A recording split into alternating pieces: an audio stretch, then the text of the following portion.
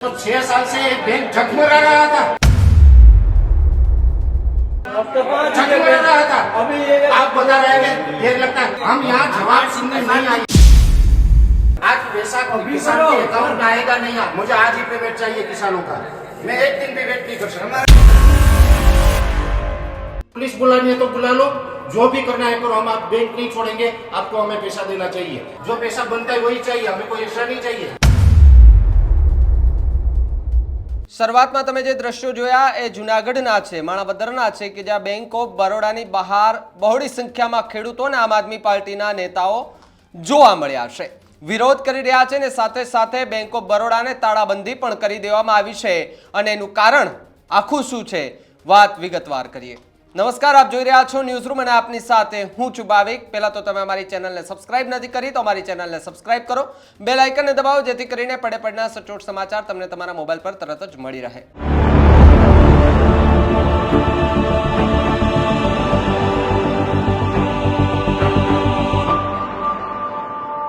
વાત જાણે એમ છે કે 2019-20 જે વીમાની જે રકમ હોય તે પાસ થઈ ગઈ હોય છતાં પણ એ વળતર ખેડૂતોને ન મળ્યું હોય, જેને લઈને આમ આદમી પાર્ટીના નેતાઓ, કાર્યકર્તાઓ, પરેશ ગોસ્વામી હવામાન નિષ્ણાંત છે તે પોતે અને ખેડૂતો આ બધા જ બેંક ઓફ બરોડાની બહાર પહોંચે છે। ત્યારબાદ એ મેનેજર પાસે જાય છે ને મેનેજર એમને જવાબ ન આપતા હોવાથી બધા લોકોમાં આક્રોશ જોવા મળે છે અને બધા જ મેનેજરની જે કેબિન હોય છે તે કેબિનની અંદર ઘૂસી અને ત્યાંથી એ સાહેબને કહે છે, સાહેબ કરવાનું શું છે હવે। આખી ઘટનાને લઈને સોશિયલ મીડિયા પર વિડીયો પણ વાયરલ થઈ રહ્યો છે। પરેશ ગોસ્વામીએ પ્રતિક્રિયા પણ આપી છે। પહેલા વિડીયો જુઓ કે જેની અંદર બેંક ઓફ બરોડાની અંદર ખેડૂતોએ કેવી મોટી બબાલ કરી।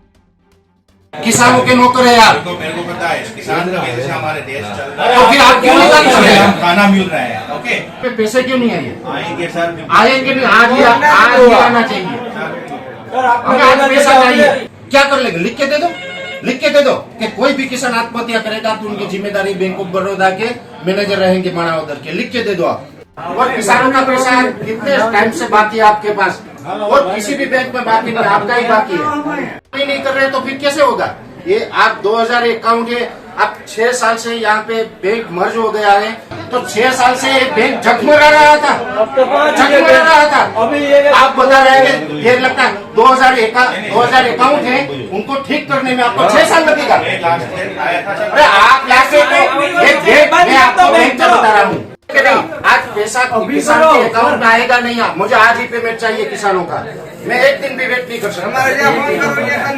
पुलिस बुलानी है तो बुला लो, जो भी करना है करो। हम आप बैंक नहीं छोड़ेंगे, आपको हमें पैसा देना चाहिए। क्यों नहीं आप क्रेडिट कर रहे हैं? सर हम प्रोसेस कहाँ किया? कितने किसानों के अकाउंट में किया बता दीजिए आप।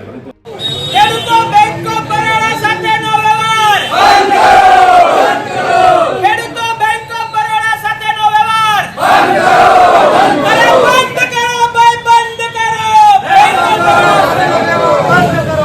હું અહીંયા અમે ખેડૂત બધા ભેગા થયા બેંક ઓફ બરોડા 1 મહિના દિવસ ત્યાં ધક્કા ખાઈ છે, પાક વીમો મળ્યો છે છતાંય આ લોકો દેતા નહોતા અને આ અમે બધા ખેડૂત ભેગા થઈ અને બેંક બંધ કરાવી છે ને છતાં એની હવે અમને એવી બાંયધરી આપી છે કે 25 તારીખને અમે આપશું। હવે શું કરે છે આગળ અમે જોઈ। આજ રોજ જુનાગઢ જિલ્લાના માણાવદર ગામે જે બહારપરાની અંદર આવેલી બેંક ઓફ બરોડા નામની જે બેંકની શાખા છે, જ્યાં અનેક ખેડૂતોના ખાતા છે, જે ખાતાની અંદર આમ તો 2019-20 નો જે પાક વીમો હતો એ મંજૂર થયો હતો।